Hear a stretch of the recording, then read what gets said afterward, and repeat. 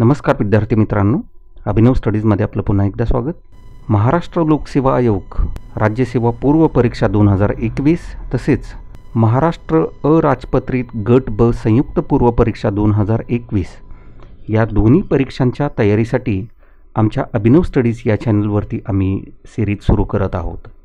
मित्रांनो, या अगोदरच्या व्हिडिओमध्ये आपण अर्थशास्त्र या विषयाच्या अंतर्गत अर्थशास्त्रातील मूलभूत संकल्पना पाहिल्या होत्या.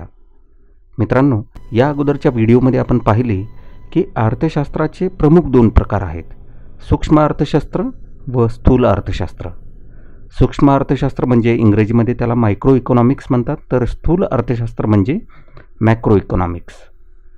मित्रांनो, आजच्या भागामध्ये आपण जो अर्थशास्त्राचा पहिला प्रकार आहे सूक्ष्म अर्थशास्त्र त्याविषयी सखोल माहिती पाहणार आहोत. तर चला सुरुवात करूया. मित्रांनो, सूक्ष्म म्हणजे लहान. सूक्ष्म अर्थशास्त्रात वैयक्तिक घटकांच्या आर्थिक वर्तनाचा अभ्यास केला जातो. उदाहरणार्थ, घर, कामगार अशा पद्धतीच्या वैयक्तिक घटकांच्या आर्थिक वर्तनाचा अभ्यास हा सूक्ष्म अर्थशास्त्रामध्ये केला जातो. केनेथ बोल्डिंग यांनी सूक्ष्म अर्थशास्त्राची व्याख्या अशा पद्धतीने केलेली आहे. विशिष्ट उत्पादन संस्था, विशिष्ट कुटुंब, वैयक्तिक किमती, वेतन, उत्पन्न, वैयक्तिक उद्योग आणि विशिष्ट वस्तूंचा अभ्यास करणारे शास्त्र म्हणजे सूक्ष्म अर्थशास्त्र होय. आता आपण सूक्ष्म अर्थशास्त्राच्या काही मूलभूत संकल्पना पाहूया. पहिली संकल्पना आहे गरजा.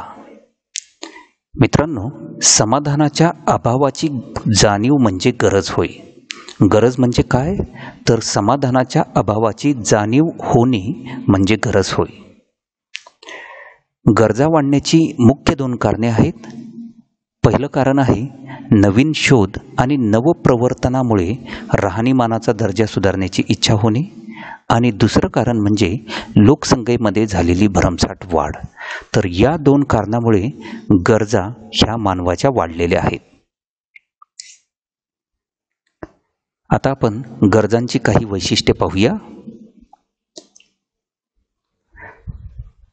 गरजाचं पहिलं वैशिष्ट्य आहे अमर्यादित गरजा. गरजा या पुन्हा पुन्हा निर्माण होत असून त्या कधीही न संपणाऱ्या असतात. एक गरज पूर्ण करेपर्यंत दुसरी गरज पुन्हा निर्माण होते. गरजा सातत्याने निर्माण होत असतात.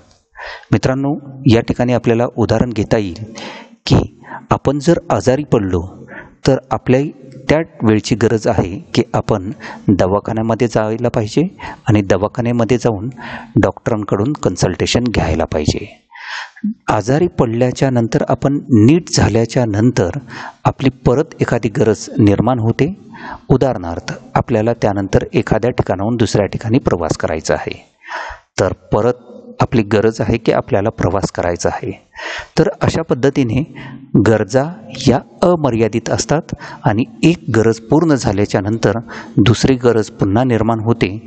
अशा पद्धतीने गरजा ह्या सातत्याने निर्माण होत असतात. गरजांचं दुसरं वैशिष्ट्य आहे गरजा या पुनरुद्भवी असतात. म्हणजे काही गरजा पुन्हा पुन्हा निर्माण होतात, तर काही गरजा या प्रसंगानुरूप निर्माण होतात. काही गरजा ह्या पुन्हा पुन्हा निर्माण होणाऱ्या असतात. उदाहरणार्थ, आजारी पडल्याच्या नंतर डॉक्टरांकडे जाणे ही गरज पुन्हा पुन्हा निर्माण होणारी आहे. तर काही गरजा ह्या प्रसंगानुरूप निर्माण होत असतात. उदाहरणार्थ, तर घरामध्ये होणारं लग्न कार्य, तर प्रसंगानुरूप ही निर्माण झालेली गरज आहे. तर गरजा या अशा पद्धतीने पुनरुद्भवी असतात. गरजांचं तिसरं वैशिष्ट्य आहे गरजा या वयानुसार बदलतात. वेगवेगळ्या गरजा व त्यांचे समाधान वयोपरत्वे बदलत असते. तर मित्रांनो, आपल्याला माहिती आहे की आपलं वय जसं बदलेल तशा पद्धतीने आपल्या गरजा ह्या बदलत असतात. आपण लहान असताना आपल्या गरजा वेगळ्या असतात. आपण स्कूलमध्ये असतो किंवा शाळेमध्ये शिकत असतो तेव्हा आपल्या गरजा वेगळ्या असतात. शिक्षण पूर्ण झाल्यानंतर नोकरीला लागल्यानंतरच्या गरजा वेगळ्या असतात. त्याच्यानंतर वय जसं वाढेल त्या पद्धतीने आपल्या गरजा ह्या बदलत जातात. गरजांचं चौथं वैशिष्ट्य आहे, गरजा ह्या लिंगभेदानुसार बदलतात. स्त्री पुरुषांच्या गरजा ह्या त्यांच्या आवश्यकतेनुसार बदलतात, तर स्त्रियांच्या गरजा वेगळ्या असतात, पुरुषांच्या गरजा वेगळ्या असतात. पाचवं वैशिष्ट्य आहे, गरजा ह्या पसंतीक्रमानुसार बदलतात. प्रत्येक व्यक्ती आपापल्या सवयी, आवडीनिवडी आणि पसंतीनुसार गरजांची निवड करतो. तर प्रत्येकाच्या पसंतीक्रमानुसार प्रत्येक व्यक्तीच्या गरजा ह्या बदलत असतात. काही जणांचा पसंतीक्रम हा अशा पद्धतीने असेल की मी सुरुवातीला घर घेणार, त्यानंतर गाडी घेणार. काही जणांचा पसंतीक्रम हा अगोदर गाडी घेऊन नंतर घर घेणार अशा पद्धतीचा असू शकतो. तर गरजा ह्या अशा पद्धतीने पसंतीक्रमानुसार बदलत असतात. त्यानंतर आहे, गरजा या हवामानानुसार बदलत असतात. गरजा या वेगवेगळ्या हवामानानुसार, ऋतुमानानुसार बदलत असतात. पावसाळा आला की आपल्याला छत्री असेल किंवा रेनकोट असेल अशा पद्धतीच्या गरजा निर्माण होतात. उन्हाळा आल्यानंतर पंखा असेल, कूलर असेल, एअर कंडिशनर असेल, ह्या वस्तूंची गरज भासायला लागते. तर अशा पद्धतीने जसे हवामान बदलते तशा आपल्या गरजा या बदलत असतात. आणि गरजांचं शेवटचं वैशिष्ट्य आहे, गरजा या संस्कृतीनुसार बदलतात. तर गरजा या संस्कृतीनुसार बदलत असतात. गरजांच्या निवडीवर संस्कृतीचा प्रभाव पडतो, विशेषतः आहार असेल, वेशभूषा असेल. तर अशा पद्धतीने संस्कृती जशी बदलते तशा या गरजा बदलत असतात. तर ही आहेत काही गरजांची वैशिष्ट्ये. अमर्यादित गरजा, गरजा या पुनरुद्भवी असतात. गरजा वयानुसार बदलतात. गरजा लिंगभेदानुसार बदलतात. गरजा पसंतीक्रमानुसार बदलतात. गरजा हवामानानुसार बदलतात. आणि गरजा ह्या संस्कृतीनुसार बदलत असतात. आता आपण पाहूया गरजांचे वर्गीकरण. गरजांचं पहिलं वर्गीकरण हे आर्थिक गरजा आणि आर्थिकेतर गरजा याच्यामध्ये केलेलं आहे. आर्थिक गरजा म्हणजे काय? ज्या गरजांची पूर्तता पैशांच्या साह्याने केली जाते त्यांना आर्थिक गरजा असे म्हणतात. वैयक्तिकरित्या त्यांचा मोबदला हा पैशाच्या स्वरूपात दिला जातो. उदाहरणार्थ अन्न असेल, औषधे असेल, तर ह्या ज्या गरजा आहेत ह्या भागवण्यासाठी यांचा मोबदला हा पैशाच्या स्वरूपात दिला जातो. आर्थिकेतर गरजा म्हणजे ज्या गरजा पैशांशिवाय पूर्ण करता येतात त्या म्हणजे आर्थिकेतर गरजा होय. उदाहरणार्थ हवा, सूर्यप्रकाश, तर इत्यादी गरजांना आर्थिकेतर गरजा असे म्हणतात. गरजांचं दुसरं प्रकारचं वर्गीकरण आहे वैयक्तिक गरजा आणि सामूहिक गरजा. ज्या गरजा वैयक्तिक पातळीवर पूर्ण केले जातात त्यांना वैयक्तिक गरजा असे म्हणतात. उदाहरणार्थ कपडे, पेन इत्यादी. तर अशा पद्धतीच्या गरजा ह्या वैयक्तिक पातळीवरती पूर्ण केलेल्या असतात. सामूहिक गरजा. सामूहिक गरजा या सामाजिक गरजा आहेत जेथे गरजांची सामूहिक पूर्तता होते. उदाहरणार्थ रेल्वे प्रवास. गरजांचं तिसऱ्या प्रकारचं वर्गीकरण म्हणजे जीवनावश्यक गरजा, सुखसोयीच्या गरजा आणि चैनीच्या गरजा. जीवनावश्यक गरजा, मूलभूत गरजा म्हणजे जीवनावश्यक गरजा होय. उदाहरणार्थ अन्न, वस्त्र, निवारा, शिक्षण, आरोग्य अशा प्रकारच्या गरजांना जीवनावश्यक गरजा असे म्हणतात. सुखसोयीच्या गरजा, ज्या गरजा व्यक्तीला जीवनामध्ये सुख समाधान देतात त्यांना सुखसोयीच्या गरजा असे म्हणतात. उदाहरणार्थ धुलाई यंत्र म्हणजे washing machine, mixer, pressure cooker. तर अशा पद्धतीच्या वस्तू ज्या आपल्या आयुष्यामध्ये सुखसोयी निर्माण करण्यासाठी वापरल्या जातात तर अशा गरजांना सुखसोयीच्या गरजा असे म्हणतात. चैनीच्या गरजा तिसरा प्रकार, ज्या गरजांमुळे व्यक्तीला आनंद व सामाजिक प्रतिष्ठा मिळते त्यांना चैनीच्या गरजा म्हणतात. उदाहरणार्थ वातानुकूलित गाडी, फर्निचरयुक्त घर किंवा सोन्याचे दागिने असतील. तर अशा पद्धतीच्या वस्तूंमुळे आपल्याला समाजामध्ये प्रतिष्ठा मिळते किंवा आपल्याला आनंद मिळतो. तर अशा पद्धतीच्या वस्तू किंवा गरजा ज्यामुळे आपल्याला आनंद किंवा प्रतिष्ठा मिळते अशा गरजांना चैनीच्या गरजा म्हणतात.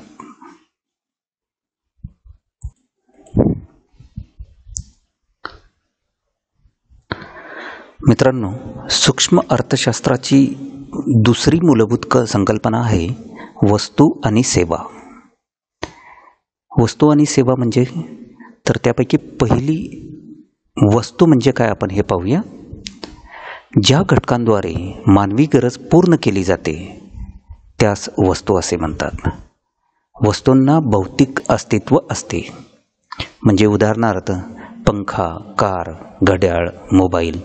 तर अशा पद्धतीच्या वस्तू ह्या आपण आपल्या गरजा पूर्ण करण्यासाठी वापरतो किंवा निर्माण केलेल्या आहेत. आणि अशा वस्तू यांना भौतिक अस्तित्व आहे. आपण पंखा पाहू शकतो किंवा त्याला हात लावू शकतो. तर अशा पद्धतीचे भौतिक अस्तित्व असणाऱ्या वस्तूंना किंवा घटकांना वस्तू असे म्हणतात. आता सेवा म्हणजे काय याबद्दल माहिती घेऊया. सेवा देखील मानवी गरजा भागवतात. तर जशा वस्तू मानवी गरजा भागवतात तशाच सेवा देखील मानवी गरजा भागवतात. परंतु सेवांना भौतिक अस्तित्व नसते. सेवांना भौतिक अस्तित्व नसते. सेवा म्हणजे आपण पंखा असेल, कार असेल अशा पद्धतीच्या वस्तूसारखं आपण त्यांना हात लावू शकत नाही किंवा आपण पाहू शकत नाहीत. तर अशा पद्धतीने सेवांना भौतिक अस्तित्व नसते. या ठिकाणी आपल्याला उदाहरण घेता येईल. शिक्षकांचे शिकवणे, डॉक्टरांचे कन्सल्टेशन असेल किंवा वकिलांनी न्यायालयात बाजू मांडणे. तर ह्या सेवा आहेत. या वस्तू नाहीत, या सेवा आहेत. तिसरी मूलभूत संकल्पना आहे उपयोगिता. वस्तू व सेवांमध्ये असणारी मानवी गरज भागवण्याची क्षमता म्हणजे उपयोगिता होय. चौथी मूलभूत संकल्पना आहे मूल्य. मित्रांनो, मूल्य हे दोन प्रकारचे असते. पहिला आहे उपयोगिता मूल्य.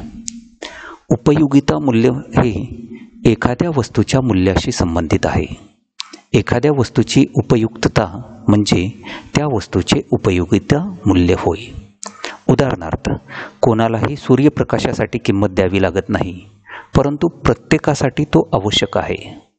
तर अर्थशास्त्रीय परिभाषेत सूर्यप्रकाशाला उपयोगिता मूल्य आहे. हे विनामूल्य वस्तूचे उदाहरण आहे. मूल्याचा दुसरा प्रकार आहे विनिमय मूल्य.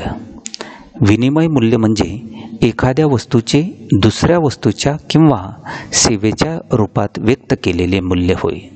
हे मूल्य पैशाच्या स्वरूपात सांगितले की ती वस्तूची किंमत असते. ज्या वस्तूला पैशात किंमत मोजावी लागते त्या वस्तूला आर्थिक वस्तू असे म्हणतात.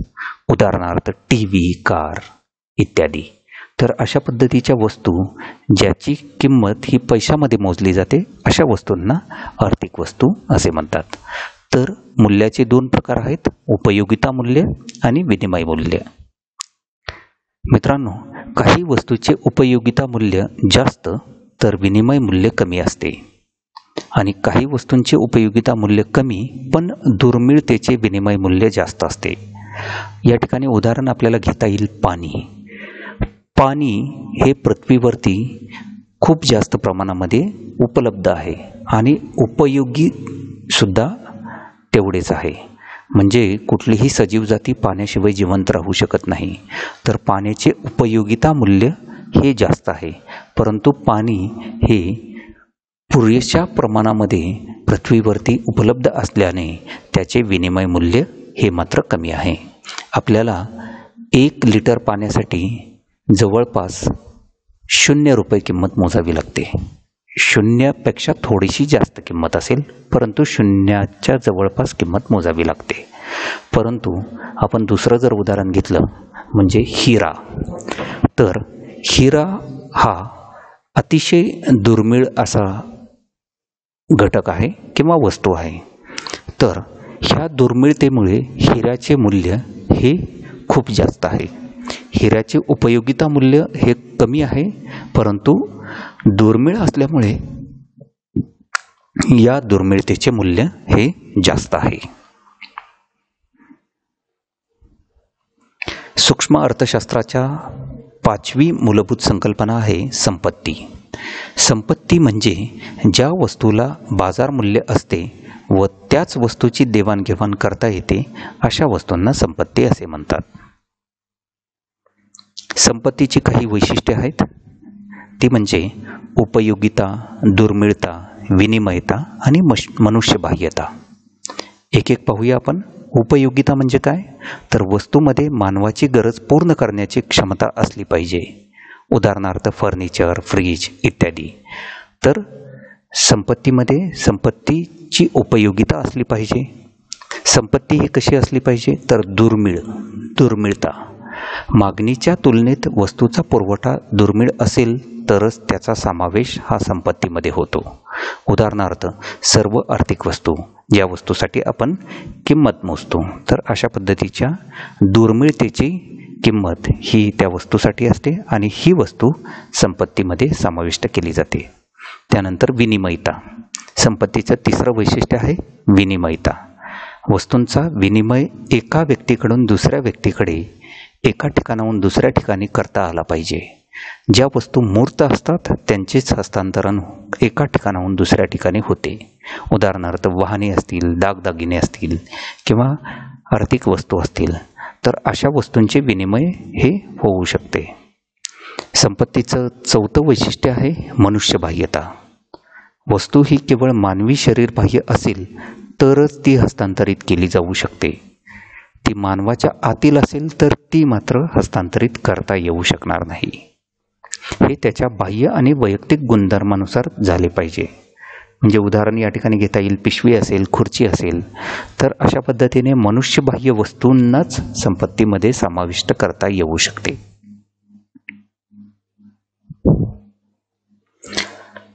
सहावी मूलभूत संकल्पना आहे वैयक्तिक उत्पन्न. व्यक्तीला त्याच्या सर्व स्रोतांकडून मिळणारे मोबदले म्हणजे त्याचे वैयक्तिक उत्पन्न होय. सूक्ष्म अर्थशास्त्राचं 7वी मूलभूत संकल्पना आहे वैयक्तिक व्ययशक्य उत्पन्न. वैयक्तिक उत्पन्नातील असा भाग जो प्रत्यक्ष कर म्हणजे उत्पन्न कर, वैयक्तिक संपत्ती कर इत्यादी भरल्यानंतर उरतो त्याला वैयक्तिक व्ययशक्य उत्पन्न असे म्हणतात.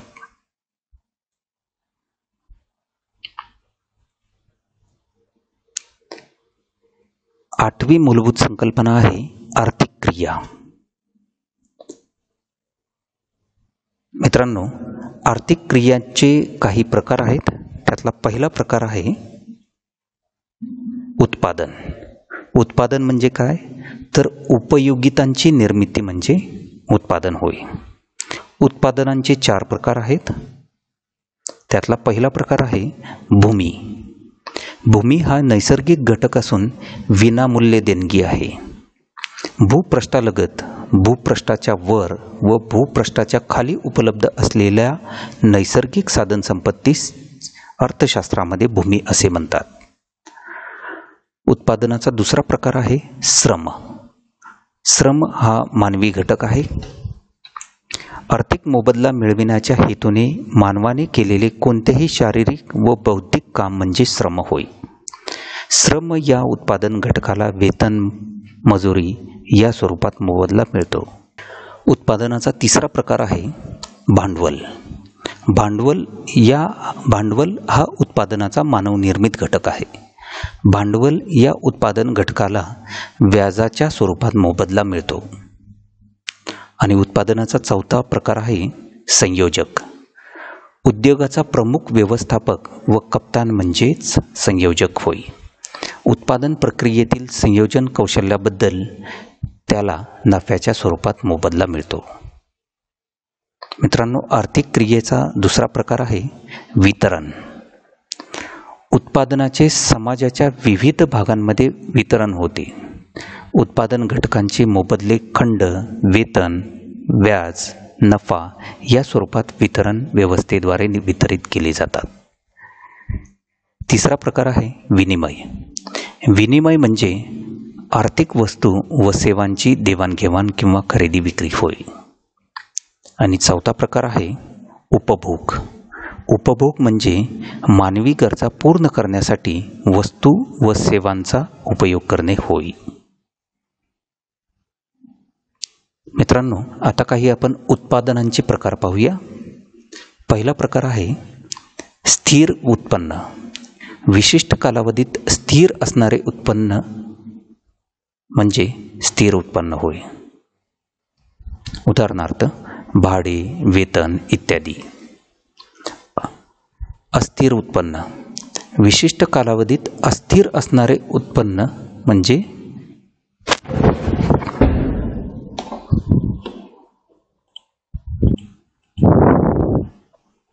स्थिर उत्पन्न. विशिष्ट कालावधीत स्थिर असणारे हे उत्पन्न होय. उदाहरणार्थ भाडे, वेतन इत्यादी. अस्थिर उत्पन्न. विशिष्ट कालावधीत अस्थिर असणारे उत्पन्न हे अस्थिर उत्पन्न होय. उदाहरणार्थ नफा. नफा हा धनात्मक, ऋणात्मक व शून्य असू शकतो. तिसरा प्रकार आहे पैशातील उत्पन्न, ज्याला आपण प्राप्ती असे म्हणतो. जे उत्पन्न देशाच्या चलनात प्राप्त होते त्याला पैशातील उत्पन्न किंवा मौद्रिक उत्पन्न असे म्हणतात. उदाहरणार्थ 5,000 रुपये म्हणजे 5,000 रुपये हे पैशाच्या स्वरूपातील प्राप्ती आहे, त्याला पैशातील उत्पन्न असे म्हणतात. उत्पादनाचा चौथा प्रकार आहे वास्तव उत्पन्न. प्रत्यक्ष खर्च करण्यायोग्य उत्पन्न म्हणजे वास्तव उत्पन्न होय. उदाहरणार्थ पैशाच्या मोबदल्यात वस्तूची खरेदी. पाचवा उत्पादनाचा प्रकार आहे करारात्मक उत्पन्न.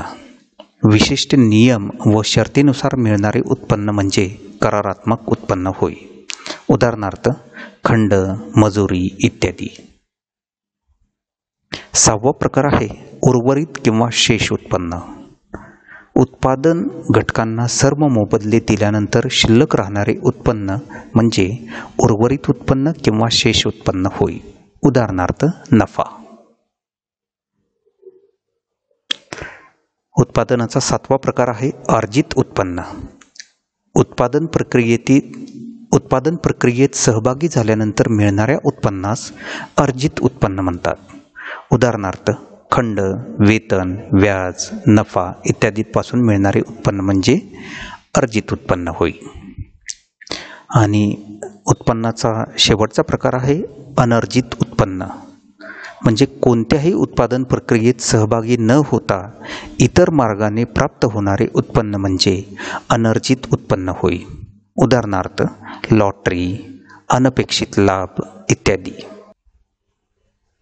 तर मित्रांनो, अशा पद्धतीने आजच्या या भागामध्ये आपण सूक्ष्म अर्थशास्त्राविषयी सखोल माहिती पाहिली. हा व्हिडिओ आपल्याला आवडला असेल तर लाईक करा, आपल्या मित्रमैत्रिणींपर्यंत शेअर करायला विसरू नका.